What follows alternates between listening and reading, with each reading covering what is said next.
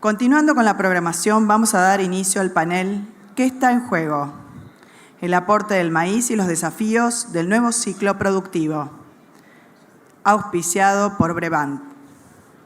Invitamos a subir al escenario a Agustín Tejeda, nuestro moderador, economista en jefe de la Bolsa de Cereales de Buenos Aires, a Emilce Terré, economista en jefe de la Bolsa de Comercio de Rosario, Paulina Lescano, participante de nuestra red de mujeres rurales y analista de mercados agropecuarios, y a Carolina Bondolich, directora de FADA, Fundación Argentina para el Desarrollo de la Argentina.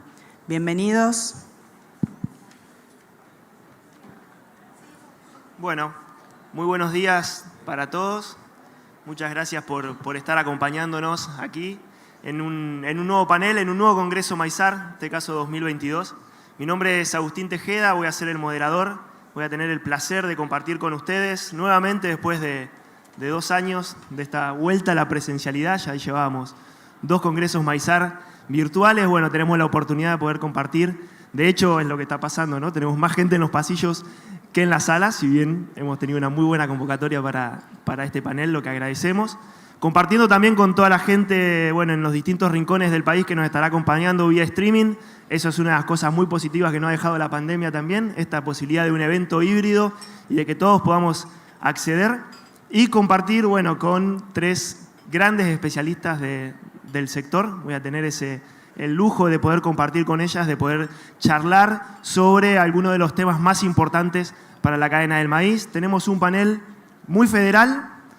Emilce Terré, economista jefe de la Bolsa de Comercio de Rosario, se ha venido desde allí para acompañarnos durante esta mañana. Tenemos también a Carolina Bondolich, directora ejecutiva de FADA. ¿Te ha venido Carolina? ¿Río Cuarto o Córdoba? De Río Cuarto, muy bien. Y a Paulina Lescano, analista, especialista en el mercado de granos, asesora comercial, que ha venido desde la provincia de La Pampa, de Santa Rosa. Yo voy a aprovechar también para presumir de mi condición de pampeano, para no ser el único porteño del panel. Así que, bueno, un placer enorme poder compartir con ellas. Van a tener cada una 12 minutos para hacer su presentación sobre el tema que nos convoca, y el tema es ¿qué está en juego? El aporte de maíz y los desafíos del nuevo ciclo productivo. Y sobre el tema voy a aprovechar para decir solamente un par de cositas como para que tengan de marco conceptual de lo que vamos a charlar durante la próxima hora. Y en ese sentido quisiera mostrarles, me voy a parar, así no tapo y puedo ver, ¿qué está en juego, no? Lo primero, el desafío de este panel es abordar 2 temáticas en un mismo panel, ¿no? La primera es, bueno, charlar sobre el aporte de la cadena maicera a la economía argentina en términos de valor agregado, de exportaciones, de recaudación fiscal, empleo, aporte al desarrollo territorial, a la sustentabilidad. Vamos a charlar sobre el gran aporte que hace esta cadena. Solamente para resumir, quiero presentarles algunos datos, ¿sí? Resultados que tenemos de modelos de simulación en la Bolsa de Cereales de Buenos Aires. Pueden ver aquí, en el gráfico sobre la izquierda, la evolución del Producto Bruto Maicero, ¿sí? El aporte de toda la cadena del maíz hasta la industria de primera transformación a la economía argentina en términos de Producto Bruto, de valor agregado. Y lo primero que pueden observar es cómo ha crecido significativamente durante las últimas campañas el aporte de esta cadena a la economía argentina. En la campaña 15 y 16 agregaba en valor casi 8.300 millones de dólares. Luego de la campaña 15 y 16, esa que eliminó derechos y restricciones a las exportaciones, tuvimos un crecimiento exponencial de la cadena del maíz, superando en esta campaña, la 21-22 que estamos terminando de cosechar, los 20.300 millones de dólares. 145% ha aumentado el Producto Bruto de la cadena maicera en todas estas campañas, siendo una de las cadenas de mayor crecimiento, con la economía argentina prácticamente estancada, siendo buenos durante todos estos años, y por eso es que ya la cadena del maíz representa 3,6% del Producto Bruto de la Argentina. Vamos a desagregar todo este aporte en los distintos eslabones a través de las presentaciones que van a venir. Y la pregunta de qué está en juego refiere a bueno, lo que tenemos que defender especialmente, ¿no? Sobre todo en una campaña que presenta particularidades, desafíos bien especiales para que esta cadena pueda continuar en el crecimiento. Entonces, destacar el aporte para entender qué está en juego esta campaña 22-23. Si analizamos hacia atrás, vemos que algunas señales de alarma comienzan a encenderse. Tenemos un gran crecimiento del área, pero las cantidades algo estancadas desde la campaña 18-19 y los precios jugando un rol muy importante en el gran aporte de este año. Para la campaña 22-23, la fuente de incertidumbre son muchas y de eso vamos a charlar también a lo largo de las 3 presentaciones. Vamos a hablar de mercados y precios, vamos a hablar de costos, cadena de suministro, algo del clima, especialmente del rol de las políticas y la economía argentina y cómo afecta a esta cadena, a este cultivo que se enfrenta durante el próximo ciclo productivo, se va a enfrentar a grandes fuentes de incertidumbre, a desafíos tanto locales como internacionales. Sin más preámbulo, entonces, señalándole que tiene 12 minutos, después vamos a tener un espacio para compartir algunas preguntas. Emilce Terré. Muchas gracias. Bueno, muchas gracias a Maizar por la invitación para formar parte de este panel y muchas gracias a los coequippers. La verdad que un gusto compartir el panel con estas personas, así que empezamos. Bueno, respecto de la cadena de valor de maíz, me toca hablar específicamente del aporte sectorial y de cuáles son las perspectivas y los desafíos para estos sectores. Retomando lo que recién decía Agustín, claramente podemos hablar de un boom de maíz en Argentina en los últimos 5 años. Esta es la producción, a ver si este tiene para señalar, no. El área naranja es la producción y podemos ver cómo ha crecido y ese último impulso que tuvimos en las últimas 4 campañas. Lo que está en línea roja es el área. Podemos ver que gran parte de ese crecimiento se sustenta con un aumento en el área. La productividad del rinde, en cambio, está relativamente más estable y bueno, con una caída de momento en la campaña pasada por cuestiones climáticas. Acá, en el aumento de la productividad, es posiblemente uno de los desafíos que tiene la cadena de maíz, cómo crear las condiciones para que continuemos invirtiendo en nuevos desarrollos, en investigación, tecnología, innovación, etcétera, para potenciar esa productividad del cultivo. Respecto de las fuentes de consumo de este mayor maíz, lo que vemos en gris es lo que se utiliza, según nuestras estimaciones, para forraje, semilla y residuo. El uso industrial lo tenemos en Bordeaux y las exportaciones en amarillo. Entonces podemos decir que gran parte de este aumento en la producción tuvo como destino el mercado externo, el mercado de exportación, como justamente exportación de grano. Acá quizás podemos empezar a vislumbrar cuál va a ser el segundo de estos desafíos. Poder escapar finalmente a este dilema de la frazada corta que no es tal si podemos aumentar la producción. Entonces, nuevamente, teniendo los incentivos suficientes para acortar la brecha tecnológica existente, o sea, entre los campos que menos rinden, los que más rinden, ahí hay algo que podemos hacer, hay algo que la agricultura de precisión, entre muchas otras, nos viene a enseñar de cómo acortar esa brecha y cómo continuar potenciando la producción para poder seguir incrementando la participación, la penetración argentina en el mercado externo, a la vez que podemos tener suficiente oferta local para agregar valor dentro de las fronteras del país con el agregado en actividad económica, en empleo, en industria, que significa esta agregación de valor. Si comparamos la situación en Argentina con la de Brasil y Estados Unidos, podemos ver que justamente en Argentina el 70% del maíz se exporta como grano, mientras que en Brasil ese porcentaje cae a 38% y en Estados Unidos apenas al 16%. En el caso de Brasil tenemos una fuerte demanda para la transformación de grano en carne. Justamente de un tiempo a esta parte Brasil ha dado un batacazo en los mercados internacionales de carne, convirtiéndose en un importante proveedor. Y en el caso de Estados Unidos, 36% de demanda interna para etanol. La verdad que eso es otra pista de por dónde puede venir el futuro, ¿no? En el términos de los biocombustibles. Y en Argentina apenas tenemos hoy por hoy un 3% destinado a este tipo de industria. Respecto del gran eslabón del consumo forrajero, el consumo de maíz en Argentina, la demanda forrajera, representa el 74% del consumo interno del maíz, es la principal fuente interna de demanda del maíz. Está encabezada por el consumo agrícola, que en la campaña 21-22 demandaría el 39% de ese maíz, con 4,2 millones de toneladas. Le sigue el consumo bovino, con 3,2 millones de toneladas, lechería con 1,6, 1,4 el consumo porcino y 0,3 otros, que incluye mascotas y demás. En total, estamos estimando una demanda de maíz de 10,7 millones de toneladas entre balanceados y grano.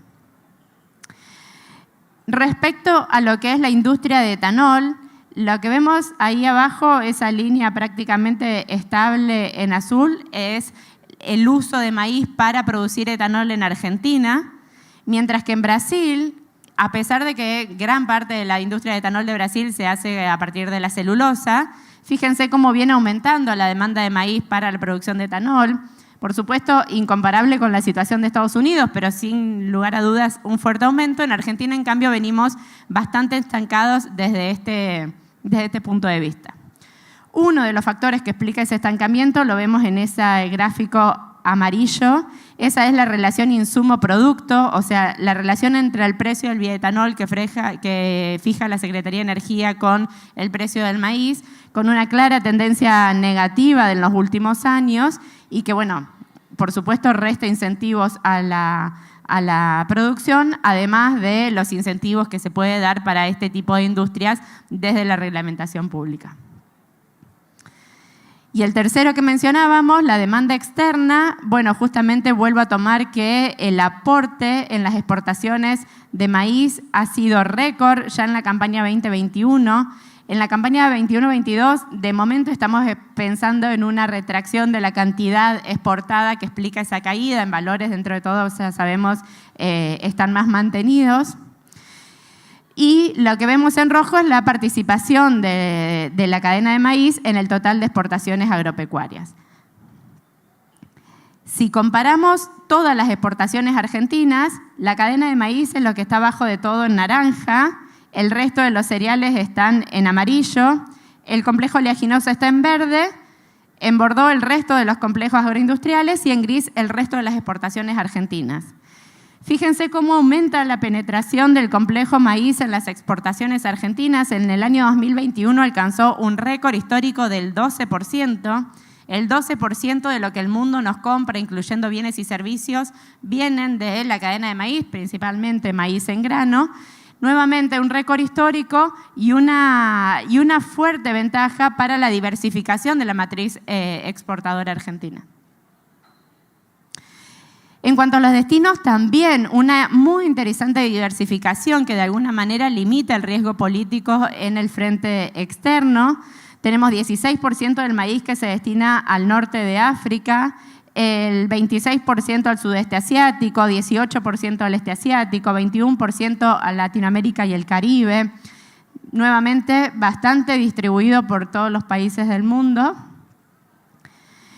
Y finalmente, hablando de cuáles son los desafíos, entonces, para seguir por este terreno de crecimiento y mejorando la situación a futuro, tenemos en primer lugar el aumento del potencial de rindes de maíz, como hablábamos, cerrar la brecha tecnológica y dar las condiciones necesarias para que Argentina se convierta en un líder en la adopción de nuevas tecnologías para la producción de maíz y de otros cultivos. Las mejoras en la infraestructura, fomentar el transporte multimodal, tomar los desafíos que requiere mejorar de una vez los caminos rurales, las rutas, las autopistas, los accesos ferroviarios y el transporte ferrocarril e incluso el transporte de cabotaje por barcazas, donde podemos tener una muy buena alternativa para bajar todo el maíz que se hace en el norte hacia los principales puertos para destino final. En tercer lugar, fomentar la producción local de fertilizantes para el desarrollo de la cadena de maíz. Esto implica poder avanzar con la construcción del gaseoducto, poder sancionar el proyecto de ley de régimen de fomento al desarrollo agroindustrial federal, inclusivo, sustentable y exportador que impulsa el Consejo Agroindustrial argentino y todo su capítulo concerniente a la promoción de fertilizantes. Y en tercer lugar, la necesidad de que el Banco Central asegure los dólares para poder importar fertilizantes, especialmente de cara a la nueva campaña. Estamos recientemente estimando cuánto puede costar la falta de fertilización en niveles óptimos y ya se podrían descontar hasta 5 millones de toneladas de producción de maíz. La verdad que es un número muy importante, tanto para la actividad como para el ingreso de divisas. El fomento al bioetanol de maíz que hablábamos antes y finalmente desafíos económicos y eliminación a las barreras al comercio que tienen que ver con los volúmenes, los cupos de equilibrio, los cambios en los derechos de exportación. Estas reglas son poco claras, poco predecibles y a la vez muy cambiantes y eso dificulta las inversiones a largo plazo como son la producción agropecuaria y otras inversiones relacionadas. Y por supuesto que Argentina finalmente logre controlar la inflación, unificar los tipos de cambio, dar opciones de financiamiento óptimas para el sector, los seguros agrícolas multirriesgos. Estos son otros desafíos macroeconómicos que afectan a todas las actividades económicas del país por igual, pero que sin dudas también tienen su implicancia para la cadena de maíz. Bueno, espero haber cumplido con los 12 minutos. Les agradezco mucho la atención y...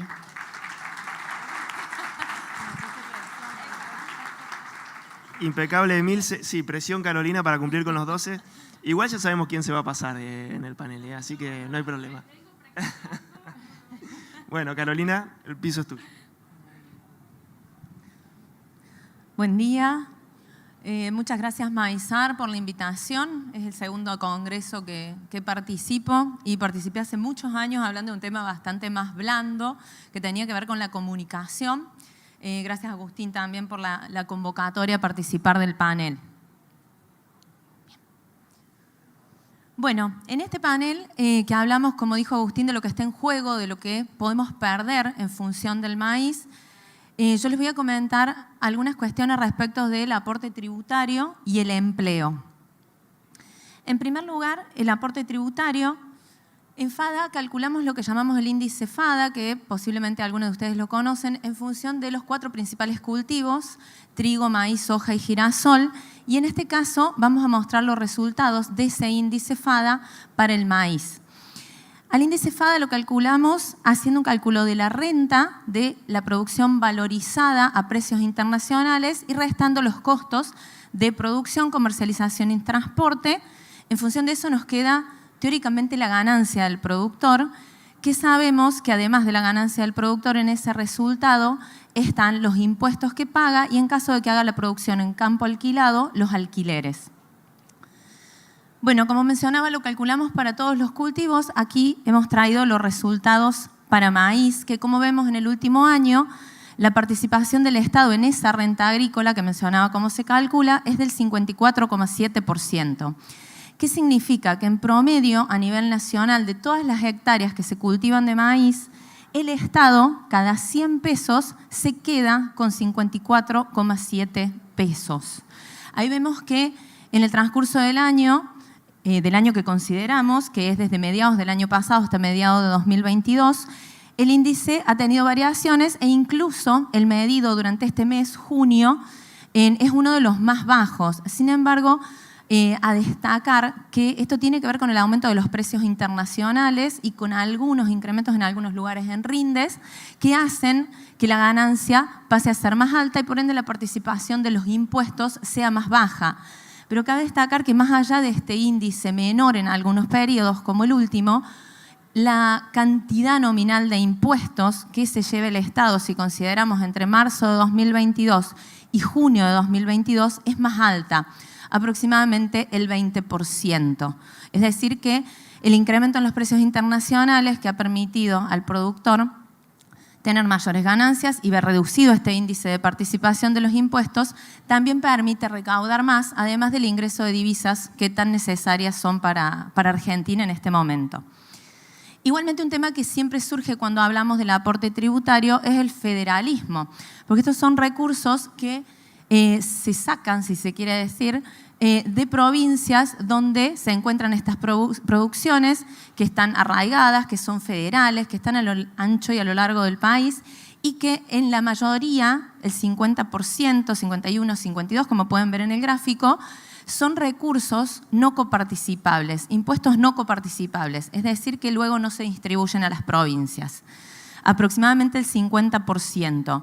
Después tenemos un 43% que sí son impuestos que recauda el Estado Nacional y que sí se distribuyen a nivel provincial, como es ganancias, como son los saldos técnicos de IVA. En el caso de los no coparticipables, tenemos principalmente los derechos de exportación. Si vemos también los impuestos provinciales y municipales, hacen un 7% de esa torta, es decir, una porción bastante menor. Este gráfico nosotros lo tenemos en los informes del índice FADA para todas las producciones y obviamente la participación de esos impuestos no coparticipables es más alta porque está incluido el maíz que tracciona también con sus derechos de exportaciones más elevados. En este sentido cabe destacar que los derechos de exportación afectan el federalismo impositivo en 3 sentidos al menos. En primer lugar porque son impuestos que se recaudan y como mencionaba no se coparticipan. En segundo lugar, porque reducen la masa de impuestos coparticipables, como es ganancias. Y en tercer lugar, como mencionaba, porque la mayoría de estas producciones que medimos están arraigadas regionalmente. Por ende, deberían ser recursos que queden dentro de cada una de estas regiones. Bueno, ahora pasamos al empleo en las cadenas agroindustriales. Justo estamos publicando y difundiendo desde FADA un trabajo que actualiza estos datos de empleo, que son publicados por la Fundación periódicamente. La última publicación se hizo con años de 2018 y esta es con datos de 2020, donde medimos el empleo de las cadenas agroindustriales, de todas las cadenas agroindustriales. Como ven ahí ustedes, además de considerar la producción primaria, la agroindustria y la comercialización propiamente dicha, está considerado el transporte en todas sus formas, marítimo, fluvial, ferrocarril, automotor, los insumos y bienes de capital que utiliza la cadena. Allí ustedes saben, están las semillas, los plaguicidas, los fertilizantes, las cosechadoras y los servicios conexos que sirven de apoyo y permiten el desarrollo de la cadena, como son los servicios, los seguros, financieros, jurídicos, contables. Es decir, que hacemos un estudio de la cadena lo más amplia posible. Este estudio da como resultado el empleo para 20 cadenas agroindustriales, como ven ahí ustedes, ramas y actividades económicas, donde por supuesto está considerado el maíz. Nuevamente destaco, y ahora en otro sentido, en un sentido positivo, que en este tipo de estudios también nos surge como fundamental el federalismo, ya que las cadenas agroindustriales son grandes generadoras de empleo federal y además de ser federal, distribuido en distintas provincias. En el caso del maíz, por ejemplo, hacemos evaluación de algunas partes de la producción que está en Córdoba, que alimenta pollos a lo mejor de Buenos Aires o de Entre Ríos y que termina en algún mercado mundial. Por ende, ese empleo que se ve generado también es generado de una manera federal. Ahí vemos las 20 cadenas seleccionadas que da como resultado el estudio, entre las cuales está maíz, y es uno de los principales, ya vamos a ver. En este caso, las cadenas agrícolas reúnen el 30% del empleo de las cadenas, las pecuarias el 24%, y a destacar esto que mencionaba de lo federal, que las economías regionales tienen el 24% del empleo de las cadenas. Después están las de bienes de capital y servicios anexos y otras que no se pueden directamente poner en una de ellas y por eso están consideradas de manera aparte. Bueno, la metodología de estimación, en la cual no me voy a detener mucho, está dentro del documento y del trabajo de FADA, que es de disponibilidad libre. Sí, lo que les quiero comentar es que se consideran los 3 tipos de trabajo: asalariado registrado, no registrado y no asalariado, y se hace con datos a nivel nacional. Y a nivel oficial, está realizadas las estimaciones con datos oficiales en los 3 casos. Bueno, ahí vemos la rueda de empleos de las cadenas agroindustriales, como mencionaba, y como ustedes pueden ver, la que encabeza la rueda es la cadena bovina, que es una de las principales derivadas del maíz. Si siguen la rueda, pueden ver que está el maíz, donde está considerado solamente el maíz propio, la cadena de molienda, la de alimentos balanceados, el etanol y el alcohol para consumo humano.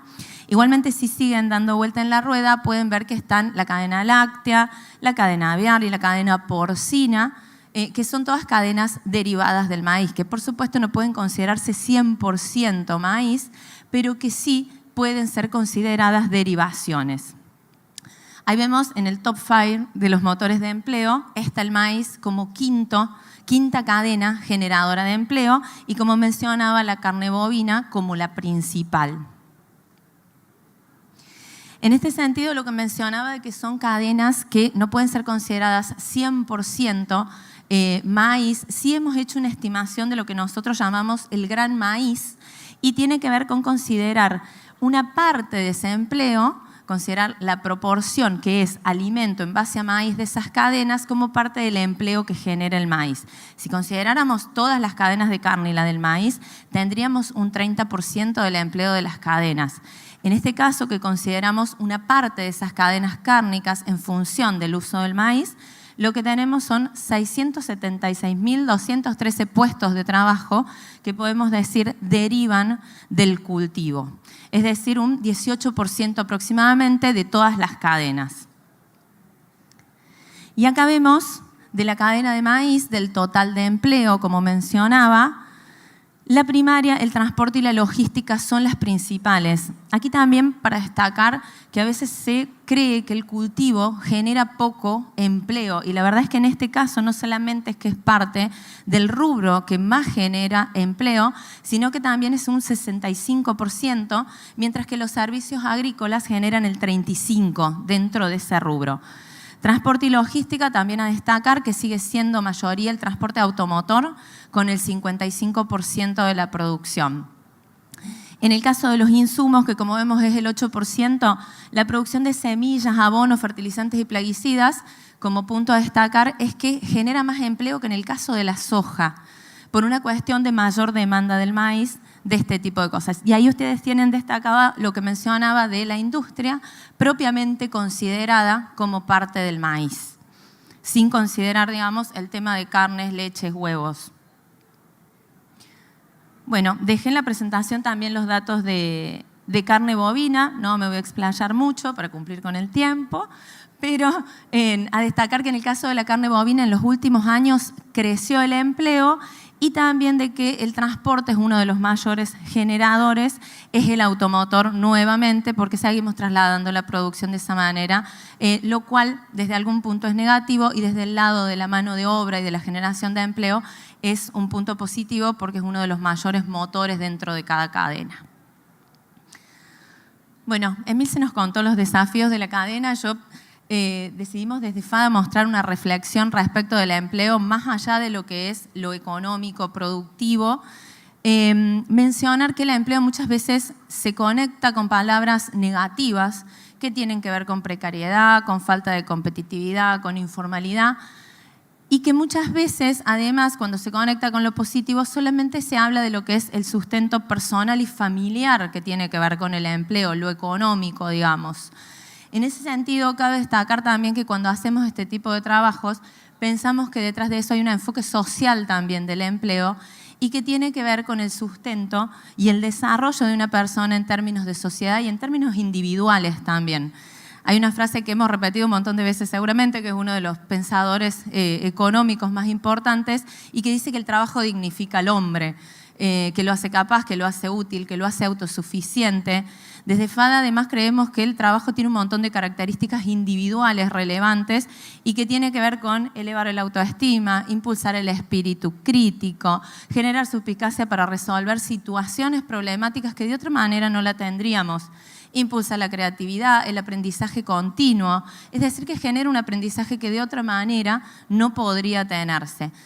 Igualmente también creemos que así como se genera conocimiento dentro de los estudios terciarios y universitarios, la riqueza intelectual que genera el trabajo es solamente generada por el trabajo y genera habilidades y capacidades que al fin y al cabo modifican las capacidades, las personalidades y genera un aprendizaje social, porque la mayoría del trabajo hoy es en equipo, tal vez no constante, pero sí se termina trabajando con otras personas y generando una mayor empatía también respecto del ciudadano dentro de la sociedad.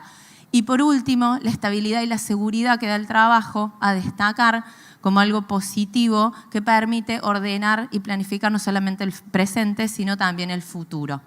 Todo esto como una manera también de, más allá de lo numérico y lo económico, mostrar un poco también el lado social que tienen todos estos indicadores que a veces se pierden en los números y que, bueno, el maíz es una cadena gran generadora de empleo, a destacar que todas estas características positivas también están dentro de estos empleos. Muchas gracias.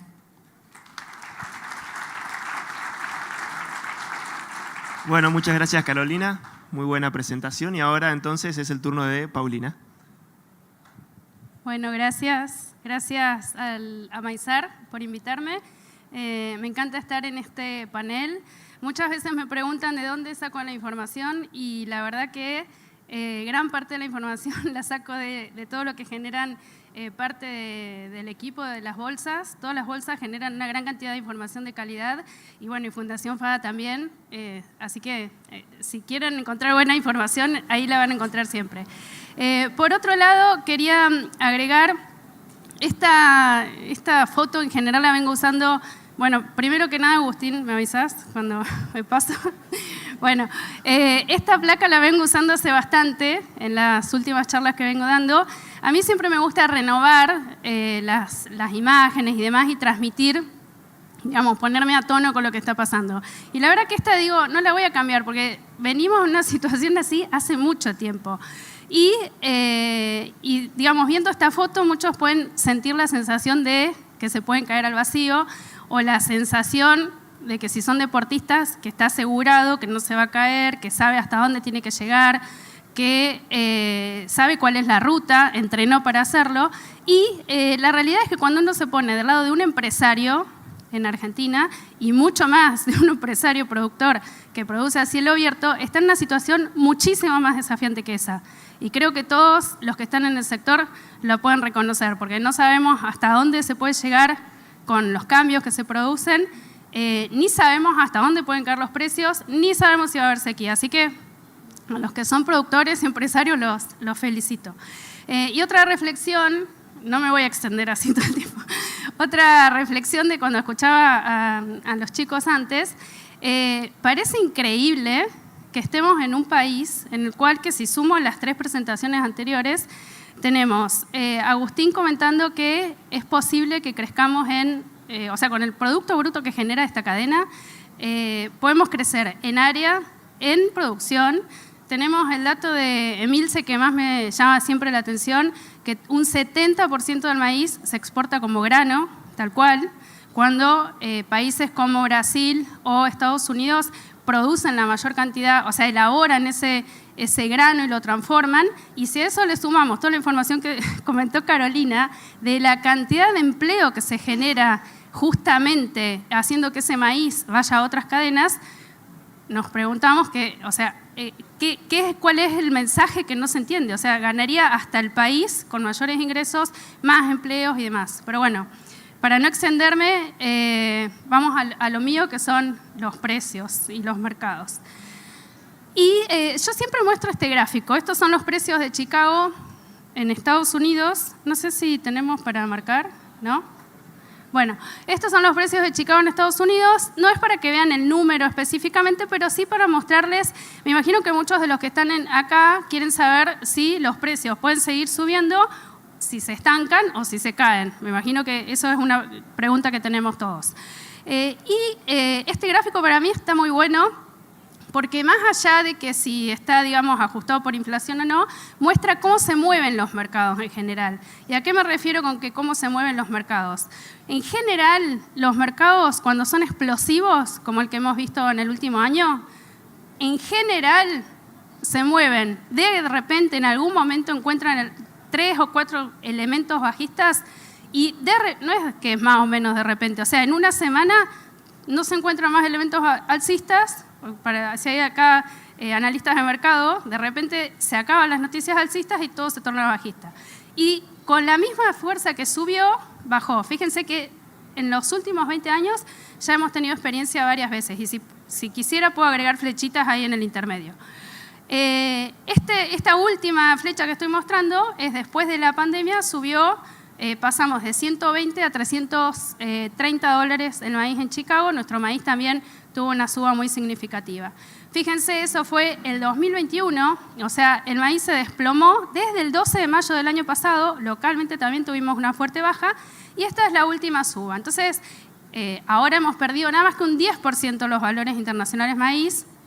El plano local ha perdido un poquito más, o sea, si consideramos los arriba de 300 que tuvimos en un momento versus lo que vale el julio hoy, ha perdido más, pero el julio sigue, digamos, con un nivel sostenido interesante. Entonces, la gran pregunta que me imagino que se hacen ustedes y que también me hago yo, y que seguro se hacen ustedes, es ¿cómo sigue esto? ¿Sigue con lo mismo que ocurrió en otros mercados explosivos y de repente encuentra todos elementos bajistas? ¿O es una leve caída de 10%, que podríamos decir que es una corrección natural y sigue subiendo? Y entonces muchos dirán, bueno, pero acá en Argentina estamos en otro mercado, tenemos otros precios y todo lo que ya sabemos, pero fíjense que el comportamiento en general, esto también es a 20 años en Argentina, en general es así, o sea, cuando los mercados suben fuerte, en algún momento encuentran elementos que hacen que esos mercados bajen. Bueno, allá vemos la última gran suba, ha tenido una corrección interesante, pero ¿qué podemos ver también? Que estamos en niveles que siguen siendo buenos en relación a nuestra historia, ¿no? Entonces, la gran pregunta, ¿podemos ver nuevos máximos? Y acá viene el momento bola de cristal, que nadie la tiene. Yo sí puedo decir qué es lo que pienso que puede ocurrir en base a distintos elementos, pero la realidad es que nadie tiene la certeza absoluta. Entonces, si somos empresarios y productores, estar dependiendo de cruzar los dedos para ver si los precios siguen subiendo o cayendo, creo que es algo que hay que replantearse en caso de quien hace eso, ¿no? ¿Podemos ver nuevos máximos? Yo creo que estamos en una situación ahí al límite, estamos en niveles máximos, tanto en plano internacional como local, y con muchos elementos globales que nos ponen en alerta. ¿Por qué llegamos acá? Creo que es importante saber por qué llegamos, pero cómo siguen todos estos elementos. No me voy a extender en cada uno. Estos drivers son los que venimos viendo en los últimos 2 años. Tuvimos COVID, bajas tasas de interés que llevaron a inflación global, crisis energética, invasión rusa. ¿Cómo sigue todo esto? El COVID, podemos decirlo que como pandemia, riesgo, parece que no tenemos riesgo. Estamos casi todos vacunados. Parece, más allá que hay noticias de que vuelven los rebotes y demás, no es un riesgo de pandemia. Pero sí tendría muy en cuenta, allá chiquito, pero que es grande en realidad, la política COVID-0 en China. O sea, eso es un tema muy importante. ¿Por qué? Porque tuvimos ya el ejemplo, en los últimos 2 meses, China tuvo encerradas, pero como en lo peor de nuestra pandemia, ¿se acuerdan cuando no podíamos salir ni siquiera a la vereda? Bueno, China tuvo así encerradas ciudades grandes como Shanghái, de más de 25 millones de habitantes. Imagínense lo que es ese nivel de población sin ir al restaurante, sin ir a la escuela, sin absolutamente nada.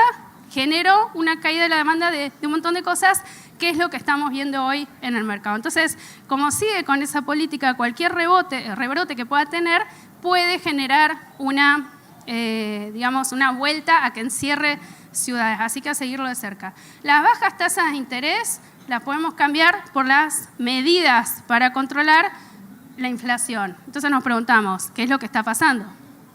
Todos los bancos centrales subiendo tasas de interés para controlar la inflación. O sea, nosotros estamos hablando a nivel global de inflación récord que no se vio entre 30 y 40 años según el país. Nosotros estamos igual. Lo que pasa es que, claro, nuestra inflación récord es 60-70 y la inflación récord en Estados Unidos es 8,5, por ejemplo.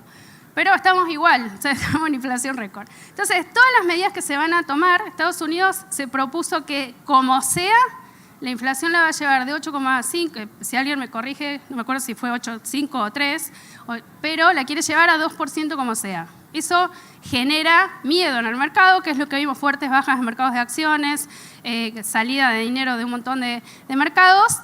Y los granos hasta ahora venían resistiendo. Cuando digo los granos es soja y maíz Chicago. Trigo ya perdió todo lo que había ganado anteriormente, pero venían resistiendo. Entonces entramos en una recesión y este es un tema que va más allá de los granos y que creo que a nivel economía argentina es sumamente importante y también para cualquier empresa, ¿no? Estamos entrando en un panorama muy complicado. Crisis energética sí, exactamente igual. Más allá de que no está por ahí tanto en las noticias, sí, exactamente igual, y con la invasión de Rusia a Ucrania, todo eso se potencia. O sea, estamos entre control de inflación, recesión, crisis energética que puede llevar de nuevo a subas de valores de insumos, como es el caso de fertilizantes. ¿Ya me pasé? Bueno, invasión rusa. Respecto, o sea, para mí es muy difícil hablar solamente de mercados de granos respecto a este tema, porque, digamos, a nivel humanitario es terrible. Pero si nos concentramos solamente en balance de oferta y demanda, yo no sé cuál es la opinión por ahí de otros colegas, o de ustedes también, Milce, o Agustín, Carolina. Yo creo que ya está bastante tomado, que lo peor de los balances, digamos, en el flujo ya estaría tomado. No sé si coinciden ustedes. Pero bueno, creo que a nivel humanitario sigue siendo un desastre, sigue pudiendo sin salir, para que tengamos una idea de lo difícil que es que se arregle esa situación, por más que se arreglara, se evalúa si los barcos pueden salir al mar y no se topan con una mina que está el mar, o sea, está el mar minado. Entonces estamos entre que las Naciones Unidas tratan de encontrar una forma que salga el grano y un montón digamos, de otros cargadores y demás que dicen, yo por acá no paso un barco porque puede explotar una mina. Entonces estamos viendo si se sacan las minas del mar, o sea, es muy complicado. Pero bueno, ya estamos de lleno, pero me estoy atrasando. Ay, ¿cómo hago para ir antes?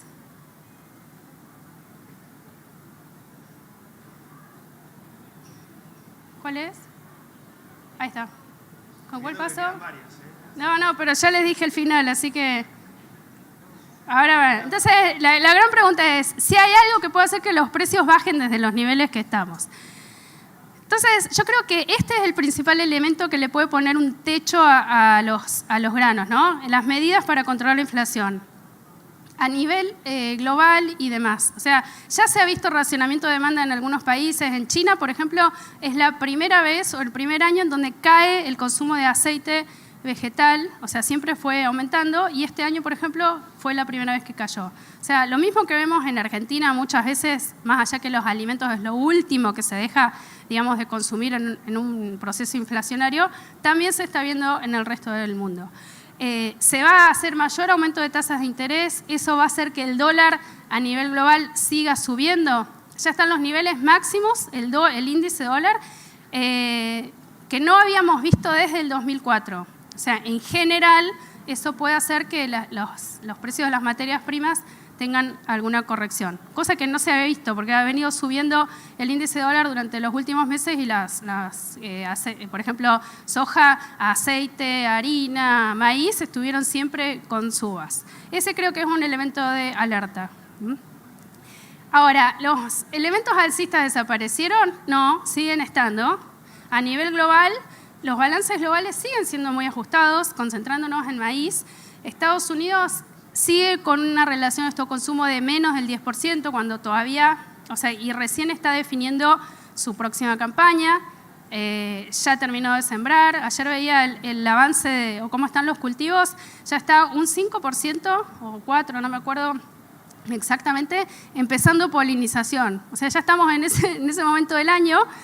En general el clima viene bien, en general las precipitaciones se espera que sean buenas y en general no hay riesgo en el corto plazo de que haya una caída de producción.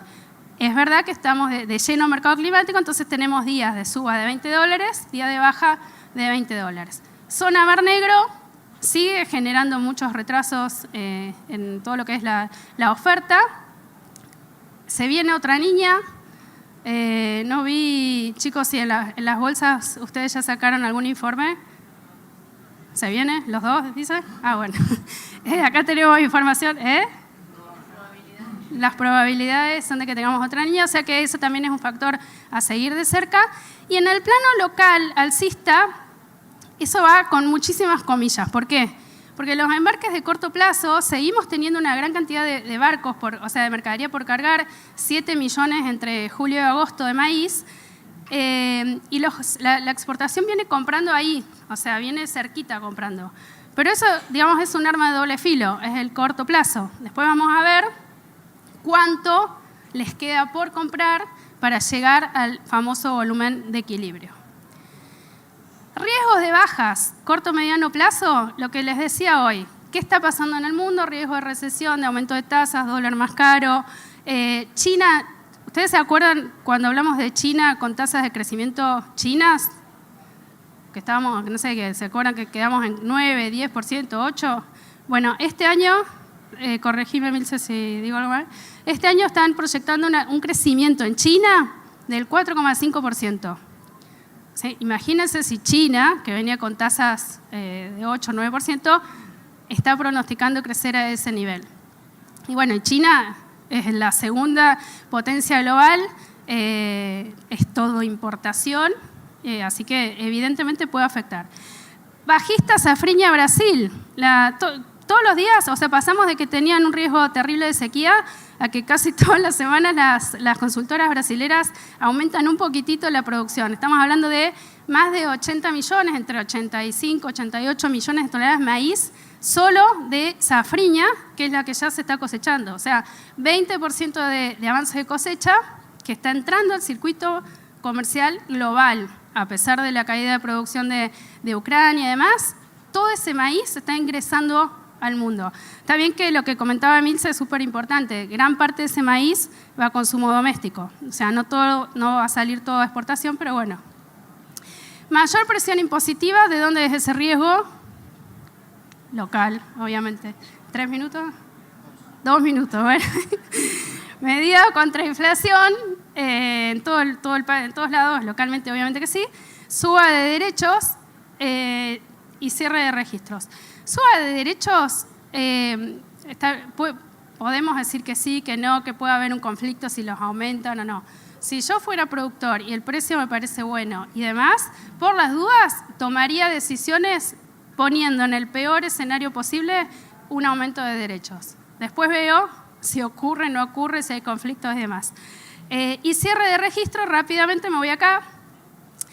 Si bien esto, el 27,5 son las millones de toneladas declaradas de la 21-22 versus 30 el volumen de equilibrio, y estamos hablando hoy de los desafíos de la nueva campaña, es importante tenerlo en cuenta, porque si no se habilita un mayor saldo por volumen de equilibrio de esas 30, la exportación prácticamente ya está llegando a ese volumen autorizado. ¿Y qué pasa si en un país donde comentaba Emilce, el 70% del maíz se exporta, desaparece la exportación como comprador? Entonces, hay que tener en cuenta eso. El Ministerio de Agricultura, no sé si hay algún presente del Ministerio, que si estoy diciendo, capaz que se actualizó la información. Hasta ayer que la vi, el Ministerio estima que este año se va a exportar 35 millones. Entonces, podemos pensar que quizás ese volumen se amplíe. Pero es muy difícil que un mercado pueda actuar de libre oferta-demanda cuando ese volumen se va ampliando de a poquito y entonces el exportador sabe cuánto puede ir avanzando de compras. Y ya estoy, ¿o no, Agustín? Bueno, entonces, la nueva campaña, hay un volumen de 10 millones de toneladas, ya se exportaron, se declararon 5 millones. Rápidamente, ¿cómo está el maíz abril 2023 en Argentina? Si mirar Chicago además, ¿ustedes qué ven? O sea, bajó un montón. Tuvimos $254 el maíz abril. Bajó a 2.30, pero fíjense, cuando empezó a cotizar, estábamos hablando de un maíz de 190. ¿Hay riesgo que vuelva a ese valor?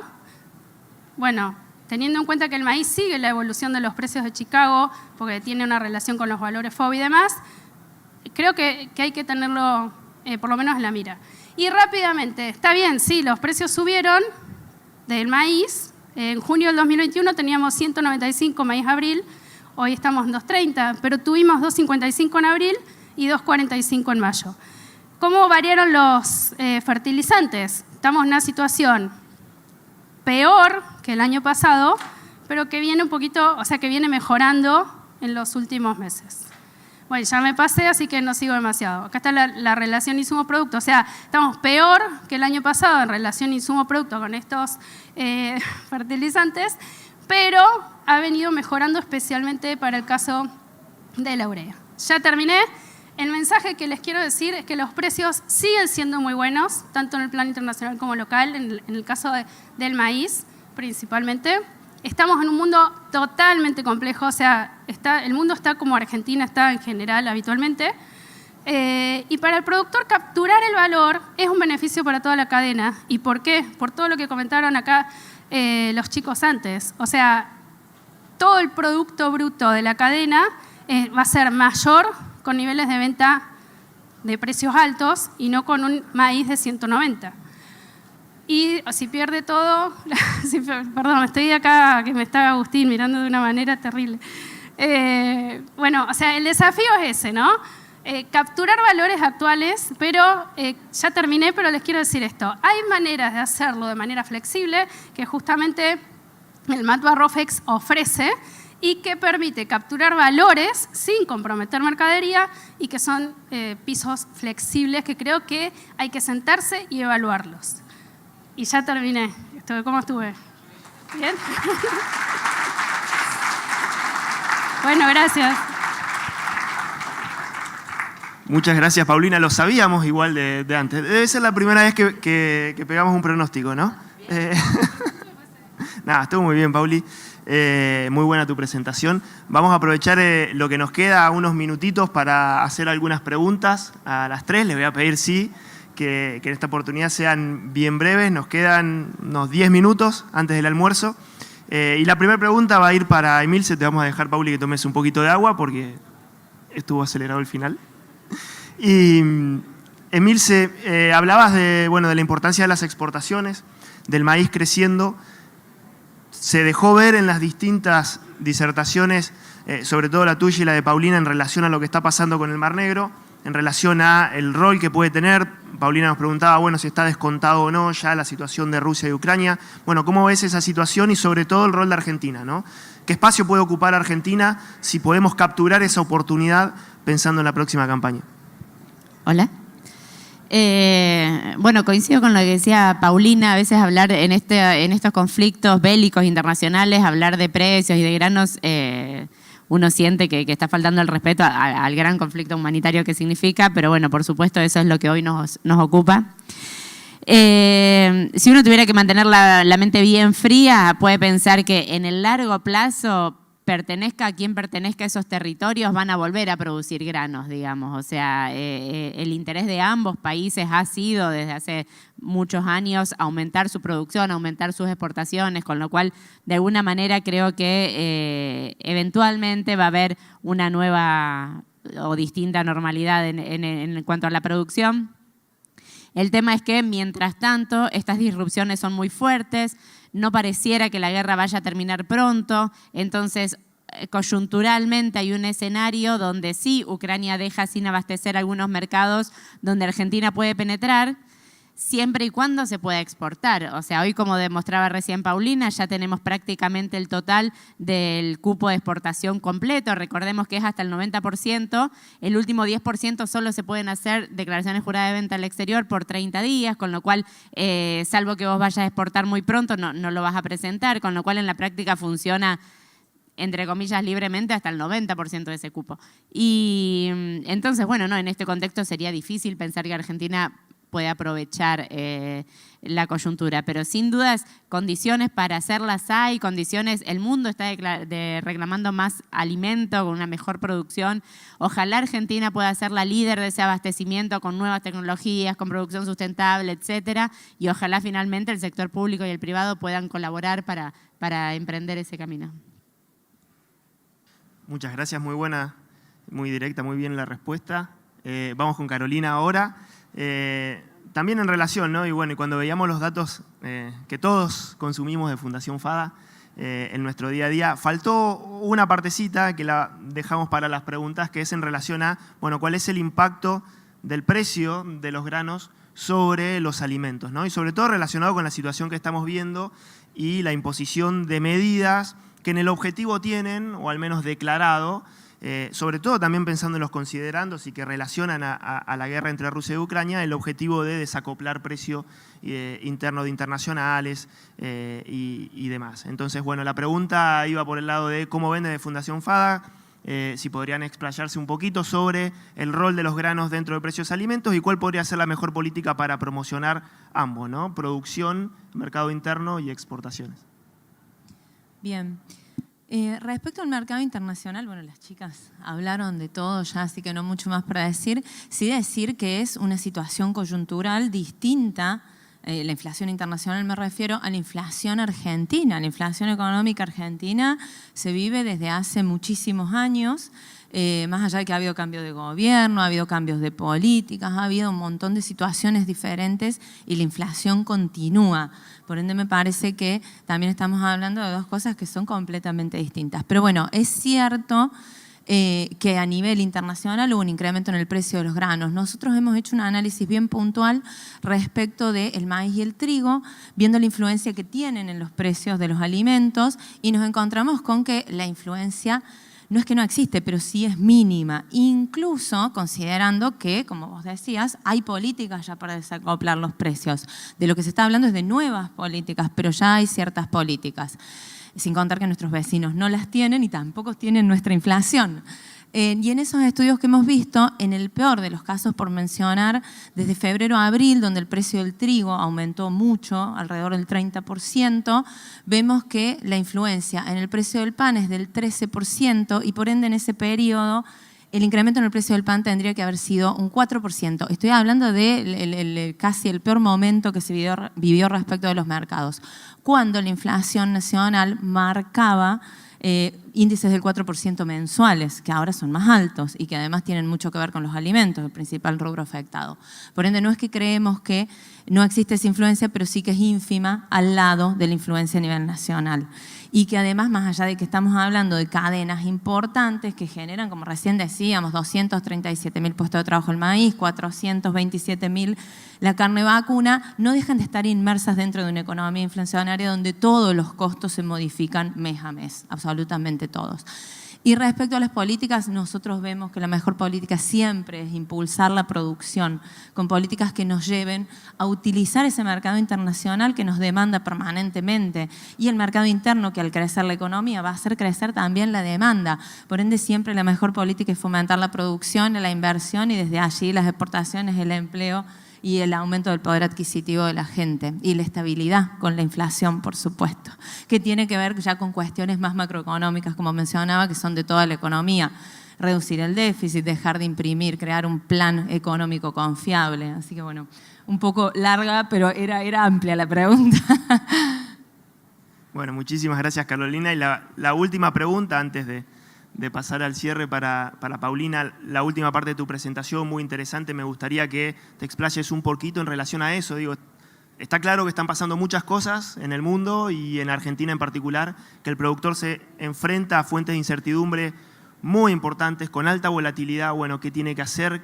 ¿Qué le recomendamos para tomar decisiones en estos tiempos tan complejos e inestables, ¿no? Pensando en la gestión de ese riesgo?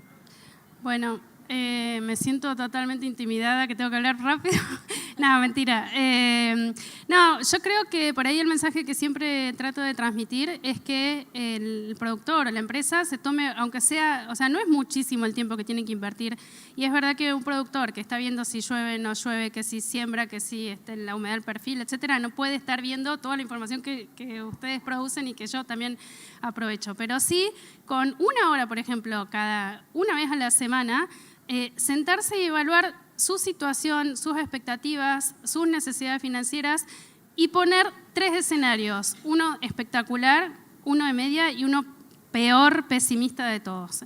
Y en base a eso, tratar de buscar alternativas a esto de las coberturas de precios flexibles. O sea, yo siempre las promuevo porque realmente son buenas y son una herramienta más que se pueden usar. Creo que sentarse, hacer el margen y por lo menos tratar de ir cubriendo costos y demás es una mejor alternativa que quedarse con los dedos cruzados de que los precios no bajen o que sigan subiendo. Creo que esas son siempre buenas alternativas y las promuevo. O sea, sentarse, analizar, poner el escenario que ni se imaginen que puede ocurrir y tomar decisiones con eso. Bueno, muchísimas gracias, Paulina. Y ahora sí, antes de los agradecimientos, digo, a modo de resumen, los principales mensajes que nos han quedado de este panel, creo que el primero es que bueno, estamos en presencia de una de las cadenas de desempeño más exitoso durante los últimos años. Y la cadena del maíz ha tenido un enorme crecimiento con un gran aporte a la sustentabilidad de la Argentina, tanto económica como social como ambiental. Sí, es una de las cadenas con mayor contribución. Se ha convertido en la más importante. De hecho, bueno, Argentina se ha convertido en un país maicero en las últimas campañas, algo impensado años atrás si nos preguntaban a nosotros. Es el principal cultivo de la Argentina, el más federal, al igual que este panel. Pero el potencial es muy superior, ¿sí? El potencial que tiene esta cadena para contribuir a la Argentina, para contribuir a los desafíos globales, está muy por encima. Tenemos mucho camino por recorrer, lo hemos mostrado en las presentaciones, pensando en la transformación del maíz, en ese 70% que todavía exportamos como grano, en las posibilidades de encadenamiento, de adopción tecnológica, de transformación de ese grano mágico, como dice el presidente del Congreso, ¿sí? Víctor Acastelo, ese grano mágico para convertirlo en bioproductos, en nuevos bienes y servicios de mejor performance ambiental y mayor impacto económico. Las últimas campañas nos mostraron algunas señales de alarma en relación a lo que va pasando con las cantidades, maquillada por la situación de precios.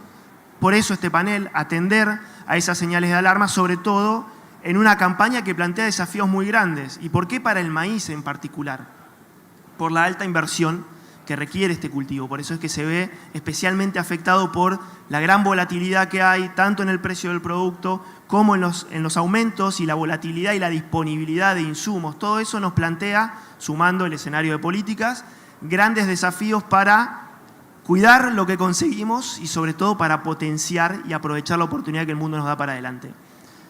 En línea con aprovechar esa oportunidad, finalmente, dos ejes hacia adelante. El primero, decíamos, bueno, una agenda público-privada para fortalecer, para aumentar la inversión, para dar un marco que pueda potenciar entonces esas inversiones que nos permitan transformar el maíz y que esta cadena continúe en la senda de crecimiento. Y por otro lado, la política de gestión de riesgo agropecuario, que eso le cabe al maíz y a todo el sector, ¿sí? En tiempos tan complejos e inestables, brindarle al productor mayores herramientas, pero también que el productor, que los actores de la cadena se tomen el tiempo, como decía Paulina, para poder hacer una buena gestión de ese riesgo, porque bueno, el valor se juega no solamente tranqueras adentro, sino también tranqueras afuera.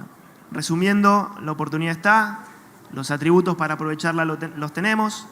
Los desafíos son cada vez más complejos, pero la buena noticia es que depende de nosotros. Así que, sin más que eso, agradecerles a todos por la presencia hoy aquí, a quienes nos están mirando vía streaming y a las 3 expositoras de lujo que hemos tenido en este panel. Muchas gracias.